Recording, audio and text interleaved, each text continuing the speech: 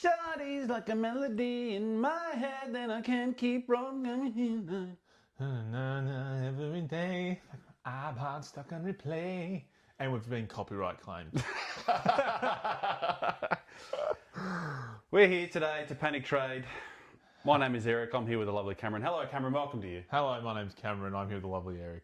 Welcome to you. How was your last week? My week. And weekend. Weekend, very good, very productive. Enjoyed a lot of sunshine. Yep. Copped some UV rays. Played some terrible golf. Don't we all? What about you, mate? I did not play terrible golf. Yes. Are you playing good golf? I didn't play golf at all. Okay. But back on the course in a week or so, which is good. Yeah. No, I didn't do too much. Watched a lot of football as getting into it. So loving buys. Love how just half teams don't play every week. That really gets my energy up and about. Just tuning into a Saturday and there's 3 games on instead of my lovely 5. So good weekend though. And I had a bit of fun watching. I'm not sure a lot of Supercoach people did not this week. It was a bit rough. Well, on the buy for my boys, so, it's just always a little bit less interesting when your team's not in it over the weekend. Tell me about round zero, brother. Round zero, man. I'm just sitting there going, give a shit. Supercoach not on, Essendon isn't playing. Although Essendon haven't played round 1 or 2 as well, so... They're yet to rock up. They're yet to rock up. So, no, that's good. Good to hear. Fantastic. It's been quite a bit of carnage over the last week, which we'll touch on in a little bit. And, we'll pay our respects. We'll acknowledge the owners of those pods that have 10%, less than 10% owned and they're injured or, they're not performing. RIP to a lot of hamstrings out there. 8 over the weekend. 8. Just hamstrings alone. I heard somewhere that it's been 8 over the last weekend and I think 20 since opening round. Yeah, now... something like that. What are the discussions? That it's like the new rules speeding up the game is speeding up so much that players are just... Yeah, their bodies can't handle the load. Isn't that crazy? Imagine my hamstring out there. Ew. 2 minutes straight off the bone, mate. Warming up on the beach, brother. Oh, that's good. You want to run me through your team, man? Talk to me. How'd your week go? So I, unlike a lot of people, I actually had a decent week. Yeah. And it all came down to one player being my captain. So we talked about trades last week. I did the boost. I'm big on fixing your team, making sure you got all the best players in that you need going forward. So I went Darcy Cameron out. Who was the one that got injured? Goulden out. Yes. And Hayden Young. So it was lots of money to play with. Huge. What's that like? 1.2? Yeah, Rosie 550, Cameron 600, Hayden Young 380. So a lot of money. And I already had 50 grand sitting there. So with that money, Jack Sinclair came in. Beautiful. 118. Beautiful. My man Cherry came in and I put the C on him, which we discussed. I had VC on Butters and I said, no, we can do better. We can do better. So Cherry, and I think he's going to be a huge target, people coming in. And my other one that I brought in, I genuinely can't remember. Oh, Murdoch, who now, as I can see on my screen, has his hamstring button, which says, what's it say? How many weeks is he out? Oh, medium term. So that could be 8 weeks. Wow. Which is yuck because you don't want to trade him. No. So he just becomes a dead rookie for half the year. Yeah, you hope the West Coast have all those back-end games and you just can loop for you. So... It's a pain in the bum. But overall, I had some wins. My man, the one we all come to hear, the big pod, Jai Caldwell. So you might have heard in the news because everyone was talking about how bad he played. Dropped every mark under the sun. He was missing handballs that were in his own hands. Like he actually did that in the first quarter. The airball, the sky. Like he had the ball and then the ball just fell out of his hand and his fist went through the air. Just who knows? Not his day. Top scored. So was his day. 116. Walked away. He had. To be fair, so I watched this game. I was a bit of a hate watch for my own team. He kind of had Bont points, where he would get a handball and it might go to a contest, but then it would get counted as effective and he goes up 5 points. Happened throughout the entire game, which gives me hope that maybe he's the next Bont points system man. Well, the points have got to go somewhere. They have to be distributed. So. Well, you would have thought Port Adelaide, they just dump them all in Port Adelaide. But Port aren't the greatest team in the world either. So. No, correct. So he himself, with that 116, showed a little bit of promise. Yes. He played as well as he did in that first half of Hawthorn, where I talked about he shat the bed in the second half. Yeah. So he played that well. He's keep. So I'm happy with that. Oliver did the exact same thing and got one of those scores that we talked about. He's now going. He's played 3 games the exact same basically, and it's gone 120, 69, 170, 117. So I guess I'm happy with that. I mean, all the main players did well. People that I'm concerned about, but due to trades, like we'll get to later. Do I get into that now or? You can if you like. I'll touch on them. So obviously I've had Rosie Petrarca and Dee Sharp, which is a sit. So a lot of money going forward in the trades, which we'll get into a bit more detail. So put them to the side. Players like Layla and Windsor didn't really live up to potential as much. Windsor has the role, but got a 53 in defence. So his break even now goes to 40, which is not good. But it's with all those injuries, there's no point trading out a player who's playing. Yeah, you need warm bodies. Correct. For sure, yeah. So the warm body method has also saved one of my favourite players in the league, Tom McCarthy. T. McCarthy, West Coast. So he was on 33 at 3/4 time. And I was seeing that many texts to Eric about, I can't wait for this game to end. I can trade this guy out. He had a 50-point last quarter. We've chatted about this. And with all the other injuries, he stays another week. He didn't attend any of the centre bounce tendencies. Old Million Murdoch got more than him. So, wow, really? Yes. So there's a few injuries now at West Coast. I'm hoping he goes back in the midfield, but I will see going forward. But I'm happy with the team overall. Overall, what did I get? 2012? Which is fantastic, really, I think, in a buy round. I was kind of like, Cherry saved. Then I saw everyone else's scores. I think it was 680 overall and even with like 200 people. So that's grouse. Not unhappy. But yeah, so that's kind of my team. Not unhappy, but obviously a few changes going around. So did I understand what you said correctly at the start? You didn't VC the Butters? I did VC Butters. And you 135 and you said that's not enough. Yeah. I just he played so well but I was like, I just think Cherry against Flynn in West Coast, who just gives up huge scores to the opposition. He's not good on the ground. The dude can't jump. So my big thing in that one was Cherry and Flynn will play the exact same way. They both can't jump in the air.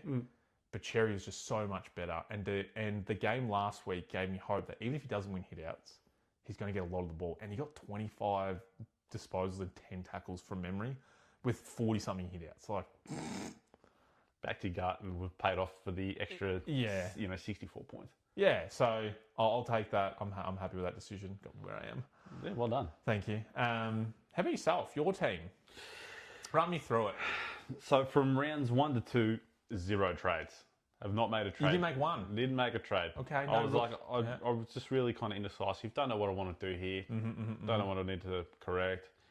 And I didn't have my finger on the pulse. Like, Lindsay from West Coast got dropped. I just didn't know about it. Yeah, well, yeah. I think I put to emergencies quite late or the day before or something. It was kind of weird. Either way, I wasn't paying enough attention, and that kind of, we'd let that one slip by. Yeah. So definitely could have made trades if I was paying more attention, but not too bad. Similar to yourself, like Sinclair did all right, and like everyone else, Rosie's dead. Dead. Very dead. My man Jordan Clark, like last week we discussed, he needed to get 120 to stay in my side. Okay, he got 119. He's on the chopping block. He's gone. I would say you would have the other injury players. Do you have all three that I just said before? Track, Rosie, and Sharp. I do have Sharp also. He's on my pine. Yeah. He's a test, but still. We'll see. He's also in the chopping block. Yeah. So, like, not too bad. Look, team's up here. Bang. Enjoy. Have a quick squeeze. Like, there's a couple of rookies. Like, Gibcus got dropped as well. Someone that, like, I've got on the bench. And I'm like, now, like, I've got a couple of dead rookies to worry about. I don't know if they're dead, but I'm sure Gibcus will come back in. He will, for sure. And they've got more injuries that have just come through. So. Yeah, like, there's room for him. ZZ top as well in the back line. Like, I think Brisbane have a few players coming back, so he's, doubtful whether or not he'll get a kick. Yeah. I've got him too in the bench role. But the back line, apart from the injuries and the players not playing, it's not too bad. Like, I can correct it and it'll be okay. How'd you go overall for the week? 1951 So that's really good. was my score. Yeah, that's really good. So I thought it was all right. Like, because last week after my strong round one finish, I was like ranked 90k. Yeah, same. Yeah. I feel you, man. I was like top 55%. I'll just bring it up now. So I've gone from that top 55% rank to top 2% rank, and I've jumped up 70,000 ranks. So now I'm top 13% overall. Fantastic. So I'm moving in the right direction. Yes. We'll see how we go. Mid was all right. I had Grundy VC, went him early. Oh, what did he get? 135. And you... We'll come. I was like, I can't not take 130. No, I don't have those big boys on me like you. You know what I'm saying? No, I think mine was, it was so close. I was kind of like, everyone had kind of played a bit average. I was, it's fine. And I think Grundy would have been like kind of a point of difference VC. I don't think for many sure. people had him. So I thought 135, safest houses, take it all week. And then, I had fucking half a dozen other players who did better. Who was going to be, I know it's hindsight and you can change your mind, but who originally was going to be your captain? Maximus Gorn, I think it was. Okay, so did he score better? He got 141. Oh, so he's 6 points better. Okay, but... I think we'll do it right this second. But as you're still telling your team, I think we need to do Ruck's Corner. Because I've heard some other podcasts, even some of the bigger podcasts in the Supercoach area. Yeah. And they told everyone, you're stupid if you don't have Al McAndrew as R2. I have So one Ruckman, McAndrew, and then flex for anything else. Because Rucks, no one has any idea what's going on. Who knows how to score? And Eric says, sticks the middle finger up, says no. So how'd they all go combined? Or go run through your Rucks again? Yeah, so Gorn 141. Yep. Sherry 199. So they were at 340 between two. Yeah. And then I got Grundy in the flex 135. So what, 476 between three players? Between three players. And you And one of them's VC. And then you captained one, so you've gone, wow, like 612. So my rucks saved my round like big time. They're the only reason that I got a respectable score. And I absolutely rate that. I never didn't buy into this. You need Al Andrews too. That didn't make sense to me. Good player, great player. Good player, but like the points. The points of rucks are such a source of points. Like why would you have that flimsy R2? No, correct. It's easy. They're good vice and captain options every week as well. Yeah. They're not getting tagged. But I understand like the skepticism with the rule change, like how's it going to work? But but they're just like not as good. You had players like Mac. I think he might average like 120-ish last year. Even if he drops 10 points, like if he's averaging 110, you're not bleeding about. No, you want that in your team. Exactly right. Yeah. So I just wanted to flex that. Any other points that you thought, point differences, any players that kind of stood out? Standout players in a negative light. Oh, okay. Is Parrish. Like I'm kind of dead with I'm over it. I skipped over that. Like if I didn't have these other rookies to worry about, like that aren't playing in like Lindsay, Gibcus, now Track, and like Lombard in the 4 line, Sharp, etc. Like Parrish is right there. Like he's being cut. No, and I wouldn't, if it wasn't the week it was with all the injuries. Yeah. I would say yes, or I'd say possibly. I think he's warming up back at the AFL level. Essendon have been utter shit. Like we know this. His break-even's 33. He's at a cheap price. Like it's not the end of the world. I wouldn't be moving him on yet. I think there is still a big ceiling for him. What did he get in the first week? 90 odd? Yeah, he's averaging 80. I don't know what he's... Yeah, so in the first week was... Once it loads... 93. So, like, he's close to 100, and that's in a belting again. Yeah. Like, what my impression of him, or like my observation is, like, watching the Essendon games, he just looks so uncompetitive and, like, small compared to everyone else. Like, I understand, you can't help how big you are, and he is proven player, like, he is a star, has been a star. Yeah. But in the couple of games that I've watched, he just looks so undersized. Like, he cannot compete with the bodies in the mid at this point in time. No, he looks very undersized, as you say, and when he goes against big boy mids, it's kind of like, ooh. He looks like, he's not an outside player, like, he's not a quick sprint down the wing player. He's not an in and under player, like, he's not getting his head over the contest, every contest. What is he? I watch these Essendon games and I he sits in the midfield and he takes up space and he gets the ball. Like we've referred to him in the past, he's the 1-2 king. He's just like a little connecting piece. Like you're the inside player, get it out to me. He's the person you get it out to, who then just gives the 1-2, kicks it to like the half forward kind of. Exactly, and he does, and he hasn't even really been doing that in these games. He hasn't been racking up big numbers. He hasn't been, that's, if anything, that's kind of what you're hoping for. A game with 20 handballs and 10 kicks. When I've got B Cook on the pine, who's averaging 3 points less and costs less than half of his price. Yes, like it's hard to not look at him and think, gee whiz, this is not a great pick. So. Before we move on, have you got anyone else who even low points or high points? I like Dev Rob. I'm happy with that pick. I know he's highly owned, but please that I had him on the board early, and I think it's fucking not bad. Because you had him on field for round 1, and round 2, No, I think round 1. Round 1 I had my fucked on my rookies. That's right. Excuse my language. No.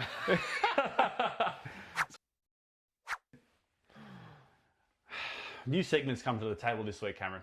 Yeah, I was just kind of thinking to myself, what can we do? You and I, at times, can be competitive boys. Yeah, okay, absolutely. And it's good to be competitive, and it's good to acknowledge when your competitor is doing something good. Yes. So I'd like to offer you a compliment and a criticism. Oh, okay. Yeah, just based on your team and like the week that it went. Yep. Obviously,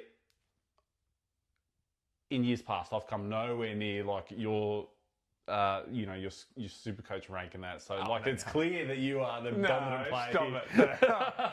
No, keep it coming. I like it. You can't look at it. I really like that you have backed your boy in Jai Caldwell. Like you've kept him in your team. Yeah, I really appreciate. He's had one decent score. No, it's not about his score, but like just sticking fat with him. Just like I like this guy. I like he's a good player. Mm-hmm. He's in my team. We'll see how this goes. Yeah, okay. And I love that. No, thank you. It's good to get around your boys. And, like a criticism that I might offer. Gee whiz. Shit team.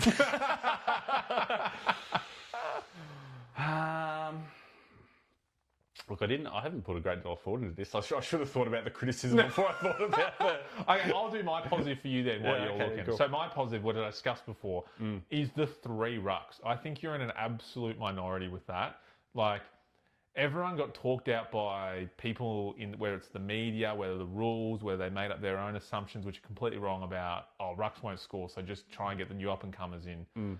And, there are some improvements around the other side of the board, but the rucks, you don't need to change that for the rest of the season. And if one of them gets injured, it's just a straight swap, and you've still got 2 of the best ruckmen there. So I think that you'd be in it like, I reckon 2% of people less would have had 3 major rucks. I don't think many people have done that. So that's very impressive, and it's clearly working 2 rounds in. So kudos to sticking fat with that. Fantastic, which makes me think of my criticism for you. Oh, no. McAndrew R2, mate. What are you thinking? What? Oh. Someone had a buy? No, I didn't have McAndrew R2, did I? No, I had him in flex. You had him in the flex? Oh, because I'm just looking at your team here. I saw like the list. Yeah, no, you're right. Sorry, I've got a different format for Eric's. Oh, yeah, I see Jackson there. Okay. My criticism for you, okay, I will look at your midfields. I would say, wow, it's hard doing this. Yeah, no, it's really, because I look at your team and thinking, it's not too bad. No, it's pretty good. Okay, so for me, I would say not enough. And it's probably from the positive of a lot of money going into the rucks, that maybe there could be a couple more mid-pricer players that are good, that may have missed for whatever reason. Like Tanner Bruin is a perfect pick, which you've got. I would have said at the start, he's Darcy Parish, but he's shown that he can be very average. But more so players like that, which there is one in particular, which I'm going to scream from the rooftops in our next segment. So I won't bring it up just yet. Okay. But I'm very big on him. So I think apart from that, it's pretty good. You've got like Jai Clark. I don't know how much percent of teams is he in. How many? He'd be like 10, maybe. Jordan. Yeah. Jordan Clark. Sorry. Question without notice. Bear with me 1 sec. Looking at pods of players, I think would probably be. Looking a bit more poddish, eh? Just because I played in one of my leagues this week, I played against a team, And I don't think this person had a player who was under 50% or 40% ownership. It was insane. It was just every player that was the majority pick. And I would look at that and think boring. If I was personality. Yes. If I was watching every game, you're just like, it doesn't matter what he gets because everyone's got him. Yeah. So there's no point of difference. So as I look now, Jordan Clark is 10.8%. Okay, so that's borderline. Yeah, I would say pottish, yeah, for sure. I think everyone's trying to go on other defenders. It's random fact for him because Ryan came back in and he did get the 100. I know they smashed Melbourne, but maybe having Ryan in the team really helps Jordan's game. Yes, Luke Ryan might be like top 3 favourite players for me. I know like he gets a lot of hate because he's just chips it around the back line, just chip mark, but he's the peroxide prince of Fremantle. I love that about him. All right, yeah, not fair. I guess. Just looking at your team list again here, just another question without notice. Here you go. How do you feel? How's your opinion developing on your Windhager pick? How do you feel about it at this point in time? Yeah, love it. I'm big on that. So he'll get defender status. So he's only played one game in the midfield. So I think in the first game he had 1 or 2 CBAs. In round 1, when he played Melbourne, he tagged Pickett for most of the game and played in the centre bounce. But he played his actual role of half back and up to the stoppages. So he plays in the half back just by himself. Every stoppage, he's just chilling at the back of the stoppage. He only got 22 touches and for an 86, and I think he played bad in the sense that he was just kind of in the wrong spots at the wrong time, or like players would, burn the handball and not do it and then get tackled and lose the ball. It happened like, I reckon, 10, 15 times through the game. So he could have easily racked up 30 again. But his role, I think, is really solid. Similar to a Tanner Bruin. But Windhager, I just love him better. Can go in the midfield if they need him. Fantastic. So I don't think that sucked too bad, the compliment and criticise. Like, I'll put a little bit more thought into it and actually come up with a criticism. But something to think about next week. I'll put a little bit more thought into it rather than just rock up with a topic and don't know what to do. That was a good segment. I wrote that next week he's got a list of things that I've shitted on. Where's Bont? That's probably one, actually. Where's Bont? Maybe we both. That's probably needed for both of us. No Bont. Yeah, you're right, actually. That's probably a big one. Up next, Cameron. Yeah, hit me. Persons of interest, okay? Some players around the league here. They're tickling your fancy for whatever reason. Yep. They're tickling your pickle. Yeah. There might be trade options. You just like to look at them. You like the way they play. You like the way they score. Talk to me. You got anything in mind? Well, I think one of the big ones that a lot of people are looking at, especially with Rosie going down, everyone's got heaps of money in the defence. Dan Houston. Your man from the Pies. Yep. Who came across 2 years ago now? Yeah, not last year, before. Wow. And he had so much promise before he got here, and he hasn't done much at all. I think, not many people would have had him last year and the year before. Everyone started him and then dropped him by round 1 or 2 because he was garbage. But he has come out of the blocks swinging. The coach has said in press conferences, we are looking to get the ball into his hand. So, 94 and 132. How do you vibe Dan Houston? I think it's a trap. Whoa, really? Yeah, I think it's bait. Okay, talk me through that. I know. I'm just sorry, I just had to think that through. I think, did he come? I'm pretty sure he might have come last year. So last year was his first year as a Pie. Okay. And the year prior to that, he was a superstar at Port. Superstar. Huge. Fantastic Supercoach pick. Comes to the Pies, dead. Yep. And I think the only reason that he looks appealing in the first opening round 1, is because there's no Jeremy Howe and no Darcy Moore. His role is completely different. I know the game is different and it's a lot quicker and it might shoot. He's pinging off half back and that.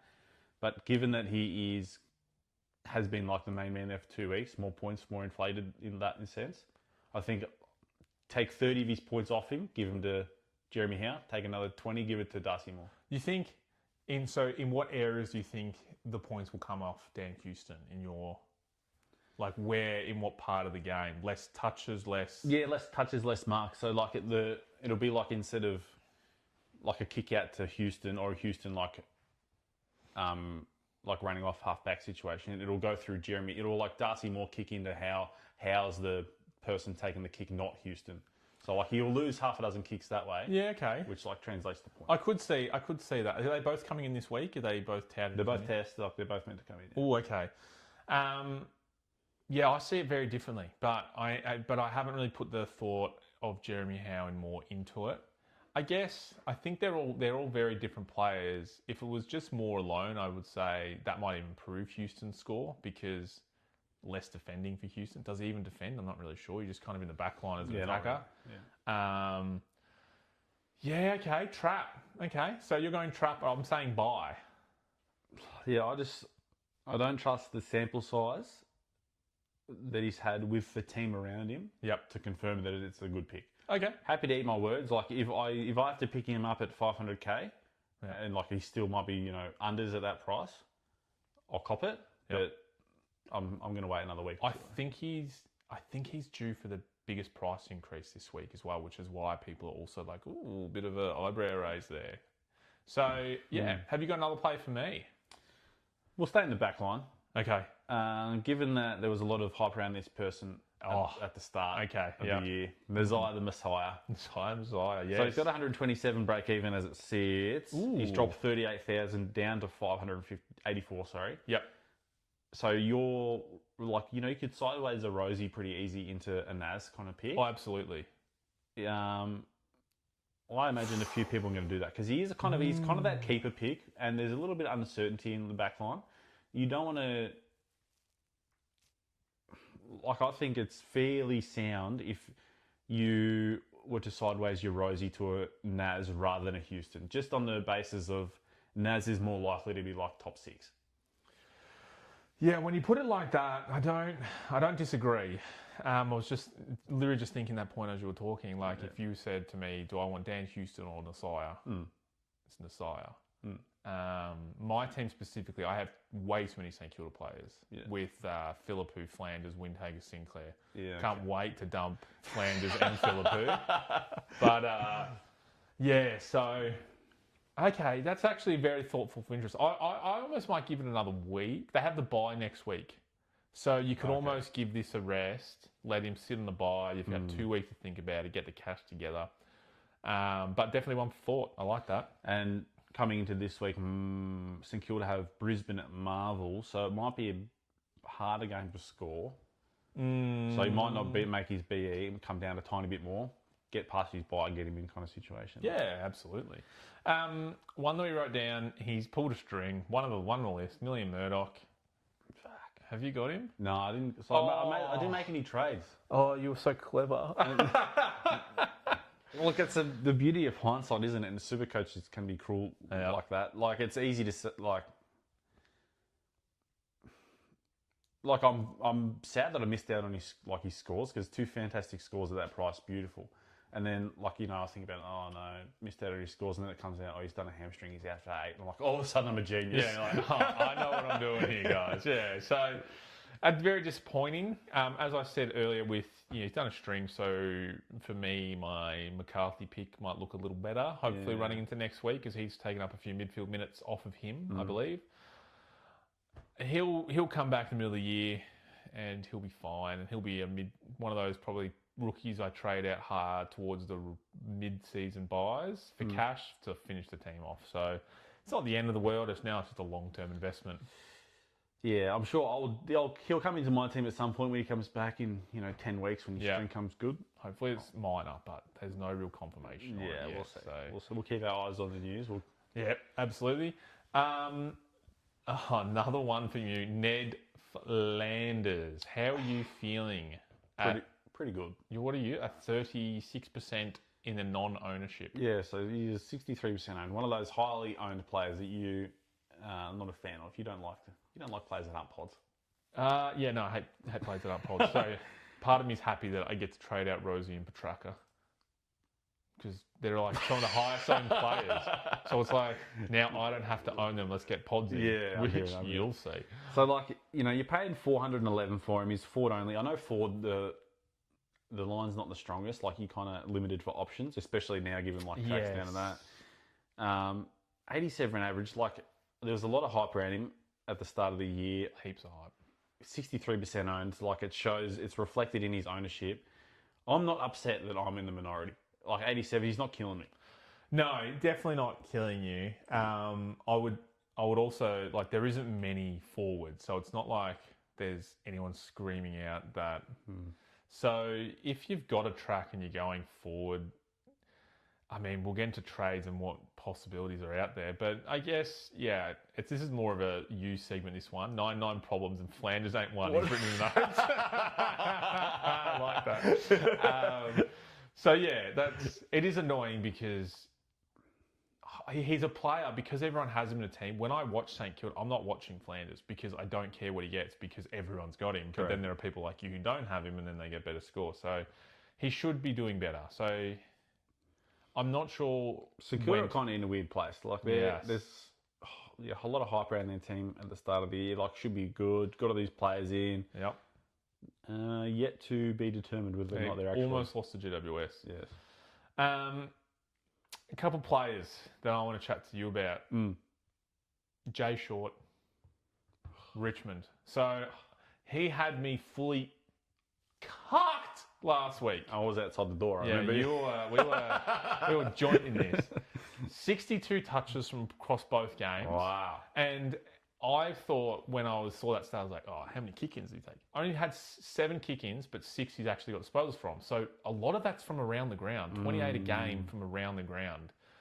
And watching him, you notice him. It's almost like the Dan Houston effect where they're looking for him. Like they're now told, go to him. And it's clear that is the plan. They've shown it in preseason games, opening round, round 1. I'm fully cucked. I just said that I've been fully cucked at this point. I'm fully cucked. He's got me in the chair. 465 defence. Talk me off the short bridge. I can't. Like, this is a potential sideways from my Rozzy. Yep. Like, again, we'll touch on our trades a little bit in a moment, but like, he's in my thought process here. Okay, I just want to pull up his ownership. My computer's decided not to. Yeah, so his ownership, we'll see how it reflects like this week versus next. Because it was at 0.5%. It's now currently at 2.6%. So it's gone up 2%. There are believers. Yep. There are believers. Another one that I want to throw out there, S. Berry. Talk to me. Do you heard anything about him? Do you know much about him? I know he's a mid-beast. Yeah. Is it because it's in my notes? It's in my notes. So, isn't he a bit of it, like he's at times a tagger role? So this season, and 2 years ago, I had him in my classic team, started him because I was like, this is the up and coming season. Yeah. Got a 90. Then the second game he got subbed out, and the third game he was the sub, and he was out of my team very quickly. Damn. Last year, he barely got game time. The coach didn't trust him. So pre-season came around and didn't even look at him. And then round 1 came and he dominated. And because I love him, I was like, I got to watch this closely. But I was still cucked by Short, so I couldn't be. I couldn't be double cucked. I couldn't be double cucked. So I watched him closely, and he is almost their reliant mid. And as we've come to air, Dawson is out apparently with hamstring. I haven't got the full details yet, but that is going on the day of recording. That could be even lighting up his midfield minutes more, which they already were. I think he's getting like 20 centre bounce every game. So at 380k, he's a mid only, averaging 100 and early hundreds. 103. One of those in a loss, yes, as well. And he's got the signs of everything I want in a man. 0.5% owned. He's got that ownership. He is a pod. So I just wanted to throw that out there. And we're about to move into trades. So I just put this little segment in for a little segue. Yeah, talk to me. I know a lot of people stress about boosts for some reason. I don't understand the thought process. When a Cameron boosts round 1, people pull their hair out. They do. And I don't know why. I'm fixing my team, right? And I thought about all the money that's coming out of your trades. Petrarca, Rosie are the definites. And if you've got... Is there another one? There's a few. How many... Do you want rookies in that are on the bubble and then have stupid amount of cash in your tank? Are you going to hold on to these players? Like, you're going to hold track for 6 weeks? Where I just want to put... There are people on the bubble that are next week and that look like people that are real good. There's... I can't say his name. C. Cherry, but with an S, not an X. From Freo. Yes. 99k mid forward. He looked really good for a rookie against Melbourne. Chase Jones. He was a last minute inclusion in Adelaide's team as a mid, but he plays backline. I think he got a really good score, and Adelaide have injuries now in their backline, so I think he'll stay. as well as another one that's probably a bit of a pod, Jake Lukosius. A 242k forward. It was against the Dons. He did ton up. But he has been a decent scorer in years gone past when he's played full game, played full season. So, and there's a couple others, but there's some of the main ones. So I don't think going into trades, you need to dump on a lot of the players on the bubble. Fair enough too. And I appreciate the thought process. So like you don't mind using the boosts early and getting those rookies in, correcting your team. Yep. What amount of money...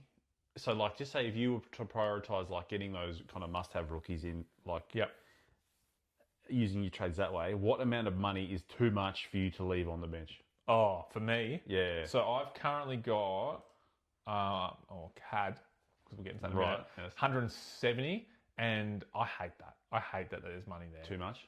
Especially this point in the season last week when there was money to be made through rookies and people, I felt like I could invest it better. But I had the intention of bringing in Dacos, Holmes, and some other players, which for this week after their bye. So I wanted money prepared for that. And then obviously the injuries have gone down and money's opened up anyway. So look, anything over 100's a lot for me. I'm not like to sit on too much cash. Fair enough. Yourself?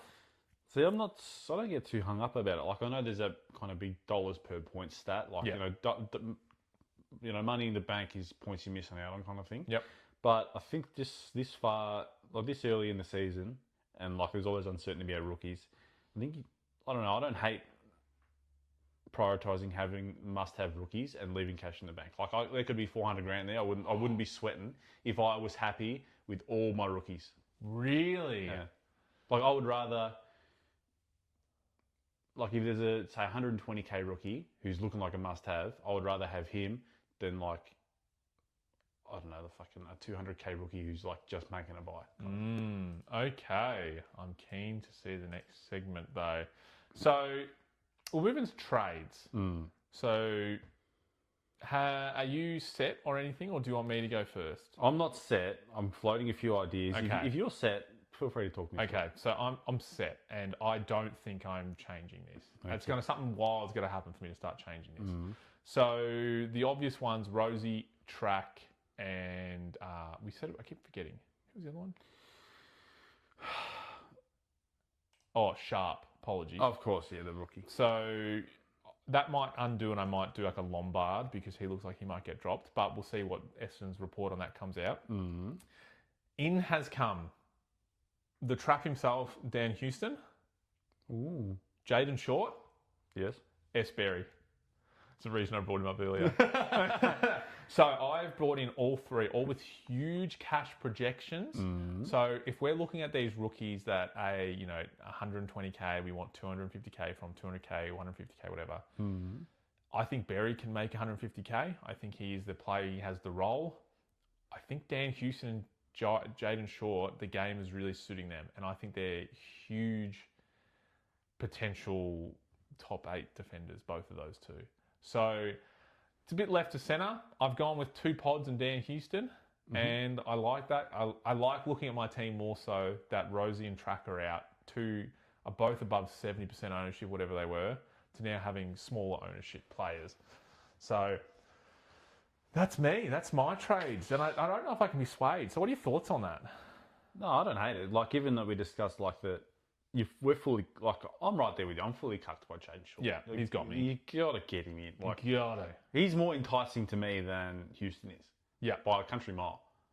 I would say the same, although I do like Dan Houston. Dan Houston, like, he's cheaper. For some reason, like, this looks a little bit more impactful on field, which is reflected in his score, like, week gone past. Yep. But... no, I've just got more faith in Short. So I'm there for it. The only pick I'm kind of uncertain about, just because I don't know a lot about him, is Berry. Yeah, no, I wouldn't trade him if you don't trust it. But his numbers, you would go, they don't look amazing. I think it's like average about 20, 21. But 8 tackles a game. Very good around stoppages. Can spread very well. Good on his feet. And that 0.5% pod, like if he doesn't work out, it's going to hurt you a little bit. Look, if his break even is low, let me have a quick gander. His break even is 13, so he's going to break his even. And if he has two bags, he doesn't break his leg like the two. Well, correct. So in the next 2 weeks, he might make 50k, and if he gets 260s, he's going to make a decent amount of cash. And he'll be at a weird price that I can just trade down. I don't think I'm going to need to do that for a while there. Okay. It does help with my buy structure going later on, having an Adelaide player, because I only have Mick Andrew, but when the season's in full swing, yes, he'll be on my bench, Mick Andrew. So having an Adelaide player does help with buy rounds for myself later down the track. Very good. Yourself. So you've gone short. Obviously, Rosie track out. Yes. So let me ask you another question. How do you feel about trading into buy players? So they're having the buy this week? Yeah. Don't do it. Not this week. This is the money round. So you want players that are going to get that cash. If you can trade down, bring in those money players, and then if you're happy to have 400k on your bench, do it the week after. That's what I would say. I wouldn't bring in anyone on buy this week. Not this round.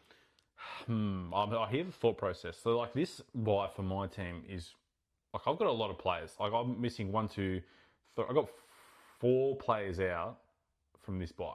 So I got heaps of potential to get a decent buy round score. Yep. The player I'm thinking about, he had me in the chair the other week, and he's a must-have, and he's 709,000. I can make it work. What's his break even? It would be probably like 120 again. Because it was 127, he got 140. Break even's 108. Go up again. But he's got the buy. So you know what? To bring in a 700k player to sit on your bench for this week, I know it's 1 week. Yeah. Bring in the rookies instead. Well, I know that's very logical, but I'm thinking like this is a great opportunity to get him in. Get to have him at some point. Yep. No one else is screaming, get me in. You've got plenty of players this round, Eric. Just fucking make it happen. And then for the next half a dozen weeks where he's versing the Dons, versing Hawthorn, versing Geelong, scoring 800 points, Marcus Bontempelli is in my trade plans this week. I really want to tell you to not do that this week. Do it for next week when he comes into play. I think really set yourself up with getting all the cash cows. If that's all if you're not worried about too much changes in your structure of your team, get all them cash cows in. Like I'm just there's a part of me thinking like there's gonna be some curveball like that Million Murdoch situation where like one of my players is gonna get injured and all of a sudden like my trade plans have to change and there's just no chance I get Bont in. Like, is it now or is it never? It is a good point because last week I was pretty dead certain on Max Holmes, Nick Dacos and Houston coming in, and out of the 3 only 1 have made it. Yeah. So I wouldn't do it this week. I would set the cash aside so you have 300 or 400 off the field. So it's a Darcy Parish into Bont. I just wouldn't do it this week. I would not do it this week. So as it stands, Rosie track out. A lot of money. Are you boosting? That's another question. No, not boost plan at this point. Oof. And then I could boost though, given that I still have 120 in the bank after these trades. Short Bontempelli in.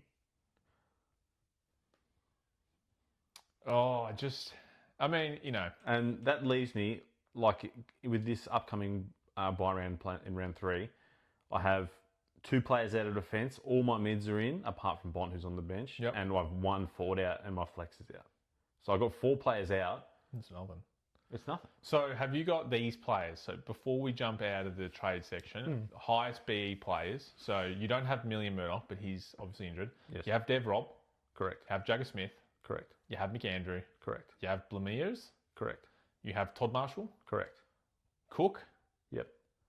Rogers. He has a buy. I don't have Rogers now. Jack Watkins. No. So he's a 99k mid. We're in Port, and they've just had the Rosie injury, so his spot is basically secured. He would be one to look at. Negative 62 break even. Easy. I boost. Sharps out. He's in. Yeah, that's an easy trade for sure. Yeah. Save the money for Bont. I just think you should trade in someone else. And then I've got Bont on field next week, and when he versus the Bombers, when he comes back and he gets 200, I'm going to be sitting here looking like a genius. You got him a week early. And then I've got more trades because I didn't trade last week. I got trades in the bank already. No, it's fair, mate. We got how many? 40 trades, so you can do 2 trades a week almost, and you're fine. Look, this is just what I'm thinking. Preliminary ideas. Everything's up in the air. Okay. Like even when team sheets come out, we'll see. But You've got Dacos already, yes? N Dacos. I've got Endacos, I've got Butters, and I've got Bont. So like those big 3 kind of mids, they're all in, mate. I've got my giant rucks. Fuck. I didn't know that was going. No, awesome. I like it. I'm keen to hear. Maybe you'll send it through to me, and I'll definitely post it on our socials what your actual final trade is, because I think some people will be interested to see if you trade in the most expensive buy player in the history of the game into your team. Yes, run me through this. So the thought process is that on your Supercoach app or on the website, whatever, there's a section on your screen that's what people have done kind of in your shoes. So who's the most traded out, who is the most traded in players that you don't have or have. So I was just thinking, like, this is what the community is doing at large with people in your position. What do you think about it? Is there anyone that is being traded out that you're like, what's going on here? What's being traded in, vice versa? I did see that 11 people have traded in Jai Caldwell from one game. That made me laugh. I would have no idea why people would do that. And another one was I saw that 4 people traded out Jack Sinclair. So Really interesting. he's just got another score over 110, and 1 week before the bye said, no. Yeah, no. I see if I filter by all coaches, there's a bit of interest in Josh Worrell, even though he's subject to a fitness test because of his calf. Yep. People are trading him in. So he was really good last year, and he had a lot of games at 100, and he looked like a big up and comer. A lot of people got sucked into Malera last week. Millera from Adelaide. He got like 130 in the 40 or something in the first round. He got a lot of people sucked in, and then we got like a straight up 50. I don't think Worrell's that bad. There is a lot of interest there. So if you're not keen on the Houston or Shaw, he is someone young who is looking a lot more reliable score-wise. And now they've got more injuries down back. Whether that makes a negative impact or a positive impact, you'll have to see against Geelong. Which actually, I probably wouldn't bring in Worrell for the simple fact that he's playing on the skinny ground Geelong Thursday night. Which leads me into the next player. Someone who's probably a better option than Bont, logically, is Max Holmes. That should be in your team. If I could save 100 Gs, 102 break even, 600 grand, exactly 600,000. If I really wanted to, so thanks for saying that, because I did say it before, I could trade, instead of Sharp, Parish out, and I have enough money in the bank to bring in Holmes. So I could have Holmes, Short, and Houston. But then you're going to have to give up on your man, Bez. No, I can't do that. I'll do it next week. But I don't hate, it's like that discussion again. Do you prioritise that kind of who's looking like a must-have or that speculation? That's the thing. And Max Holmes looks really good. They've got a few home, especially the first half. There's a lot of home games for Geelong, I noticed, in the first 12 rounds. So I would, play your own game, but I'd be all on board for having Holmes over Bont and then leaving enough cash in the tank. Because if Jai Clark shits the bed again or something like that happens. I'm going to have to do a lot of prophylactic thinking. Think ahead is what that means. It's like a term what chess players do. Thinking ahead a couple of moves. Oh, right. Okay. To confirm whether or not I can get Bont in. I was thinking there's a term. Anyway, thinking if I can get Bont in if I don't do it this week, how is it going to happen next week or the week after? Yeah, I think that should be your train of thought there. I don't know. Bont's just so delicious. No, like it. VCC options going into round. What are we? 2, 3. VCC going to use my big boys. Going to use my ruck line. Yeah, you've got them there. I've got them there, and it works perfectly with the round structure. I can go VC Sherry, which I'm sure will get a lot of love on Saturday night against Essendon. Yep. Into Max Gawn on Sunday Arvo. Against Pitnet. Correct. Yeah, see, that's a really good option. Cherry's one of the most traded in players this round. I think for me, I was going to do very much the same. VC Cherry into Captain Butters against West Coast. No Enough work there Rosie as next well. day, yeah. West Coast, they've got a young mid. There's no taggers though.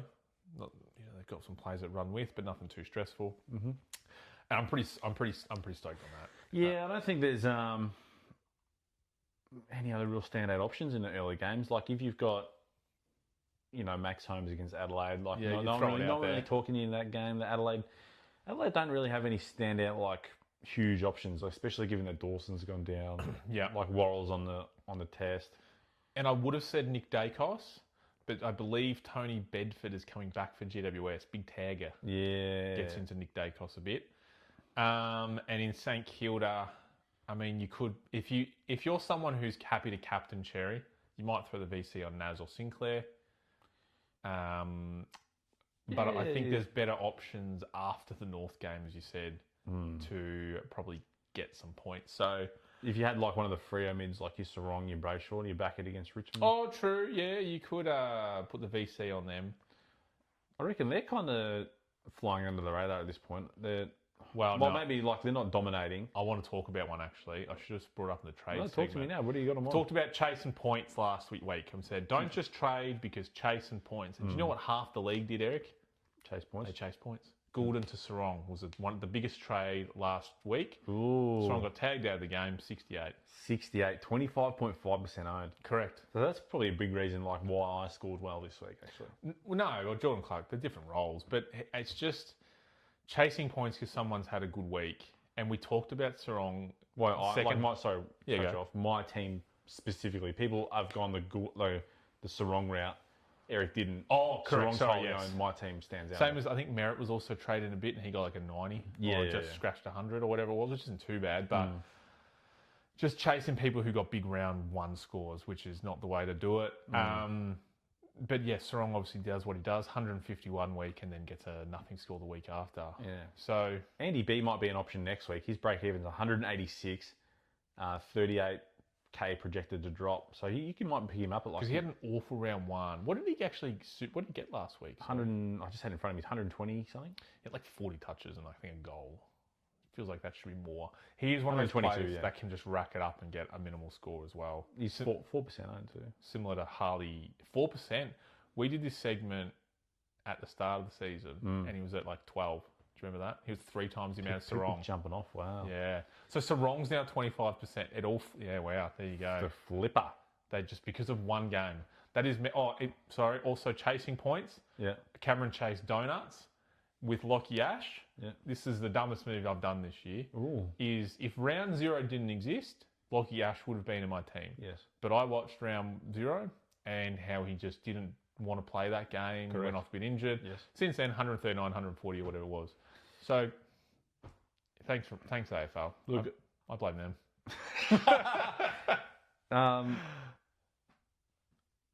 They have the Pies this week, Lockie Ash, and he is in my option, back to my trade options. I could go him instead of Short. And I could have like Max Holmes instead of Bont. Like I could have 2 big ins there. I wouldn't hate that as well.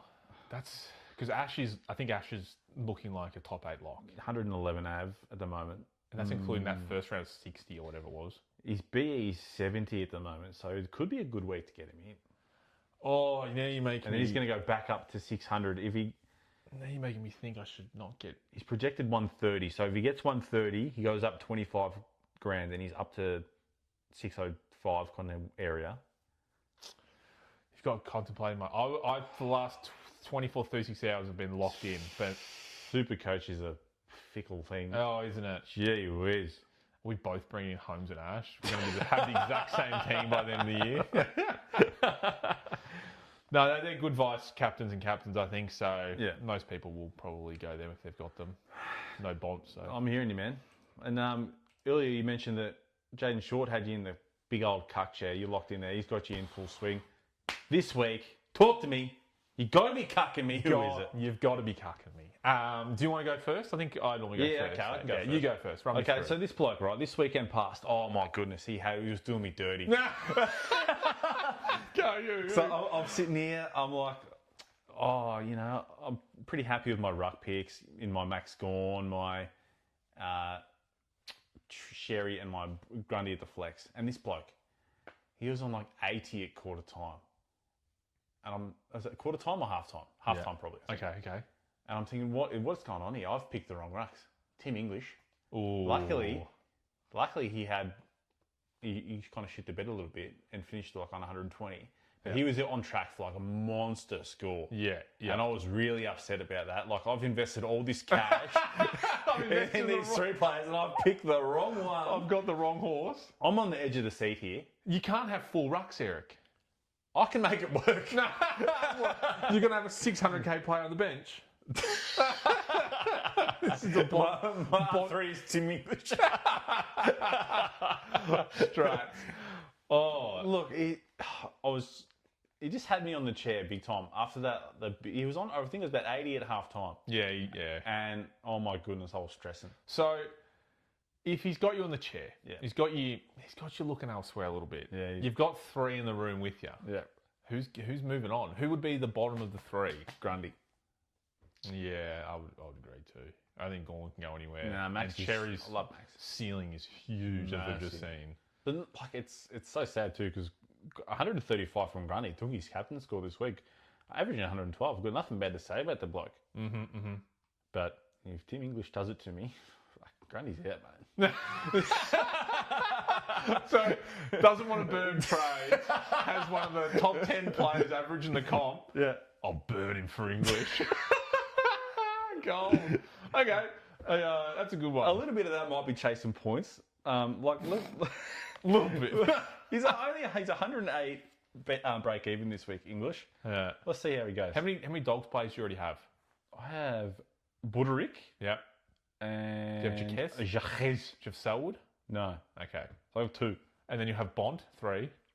Potentially. I'll just look into English is actually 45%, aren't Yeah, he's big. He was Massive. huge. Yeah. Because everyone went at the start, mobile ruckman, because they listened to people that did podcasts and said, don't get a big ruckman. And then you see Cherry with that fucking big cock. Pardon my language. For me,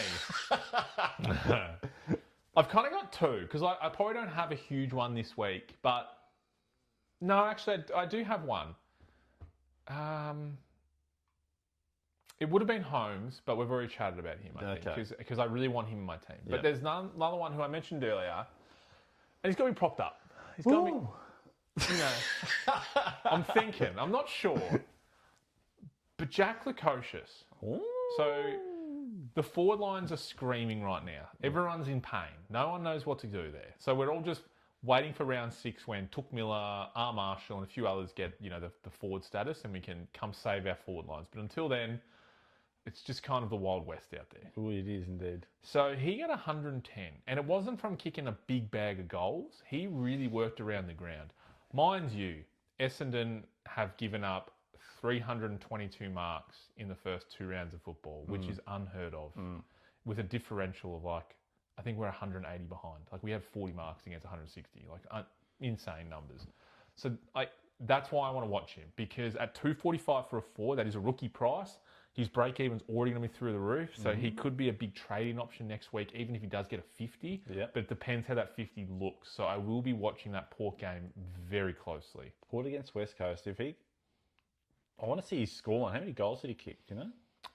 Top of my head, don't have that answer. So that's all right. Insert elevator music as we pick it up. Break-even's of negative 15. Right? Yeah, he 110, right? So he's coming up against West Coast. If he had to kick, say, 4 or 5 goals to get his 110... I wouldn't be looking. You wouldn't be looking? No.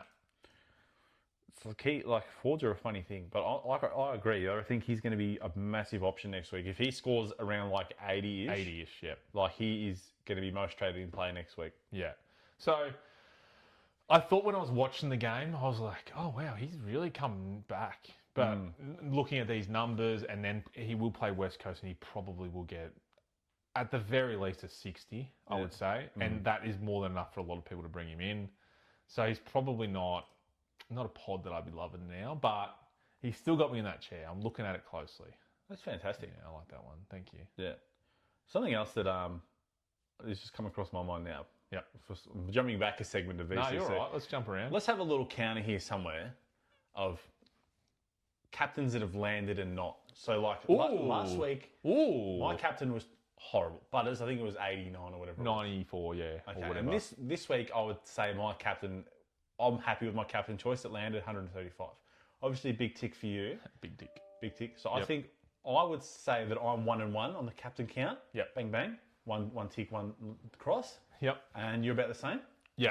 Let's see how this goes forward. What do you reckon? Yeah, I like it. Do we also have a VC count? Oh, yeah. Okay. Because... Yeah, how many times did you have to go with your VC? Well, how...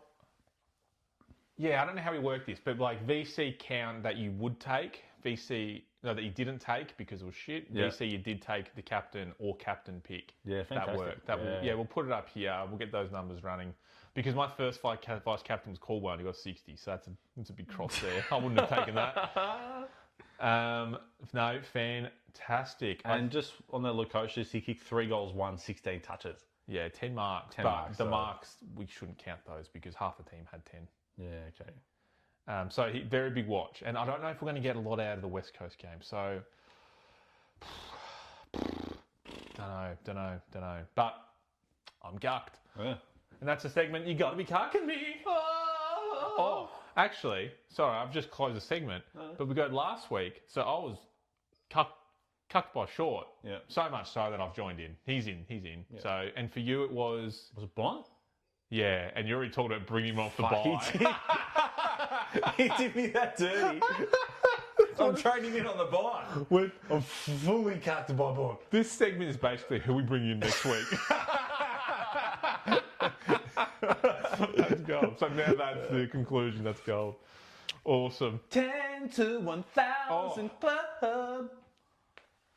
So this week, Eric's multi was on, and it went really poorly. Cameron, I know you're looking at it now. Can you give me a brief recap on how mine went and how you might go going forward? Okay, so yours. We started with James Sisley at 100 fantasy points. Well, it started and when I sent you a message at quarter time, he was on 5. I went, multi's probs dead. Which was a little bit funny. Even before then, to be fair, the Hayden Young leg got voided. So we just... Which I have to put on record. Eric, during the pod, said... The Hayden Young news came up and Eric said, it's 2,700, but it'll probably, if his leg goes, probably 1,500. With Hayden Young coming out, it came to $1,501. So this man knows gambling. Over 192.5 points for the Adelaide Crows Bulldogs game. Very low scoring first half. Yeah, it was a shame. I was a big rap on that leg. I thought it was good. I thought that was probably a win. But so that was a loss. Jaden Short at 100 plus fantasy points, big tick for him. Liam Ron, anytime goal scorer, big tick for him. Zach Butters, 110 fantasy points. That was probably done at half time.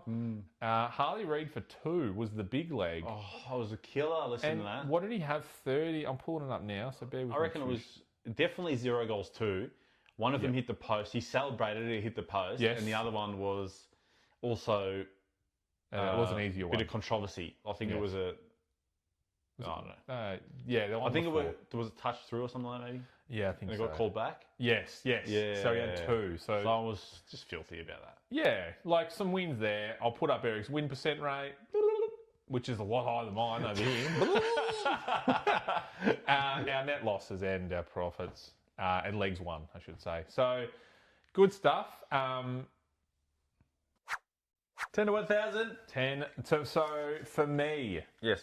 I've gone with the old a bit of a theme again. Okay. So I've gone in for players who I've traded in. Ooh, love. And then one that I love, which I'm pretty sure we can all guess. So I've gone fantasy points throughout. Sam Berry. Yes. 95 plus fantasy points at $2. So I'm hoping for the tackles. I'm hoping for a few kicks. Right? Yep. That's the main point. And who did Adelaide have? Geelong had Geelong. Oh, okay. So small ground. I'm hoping a lot of contests. So hopefully no one holds the ball up and slows that game down.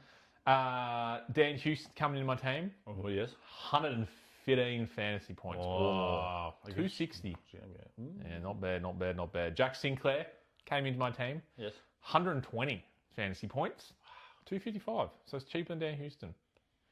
At 5 more points. Another one that we love. Jaden Short. 120 or more against Freo. Yeah. big over there, which too late now. I can't change it. Maybe not ideal for me to put 120 in that one, but that's fine. 265 for him. Jai Caldwell. I knew it was coming. 100 plus against North.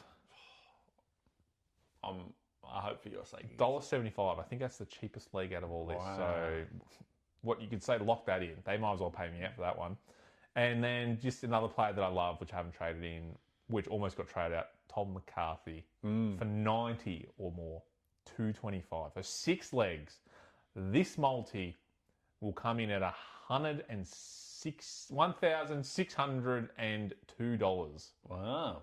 So that for 6 legs, just and by my logic, I've got them in my team, so they should be doing well. Yeah, you've just picked like all these players are going to get 3 votes from every game.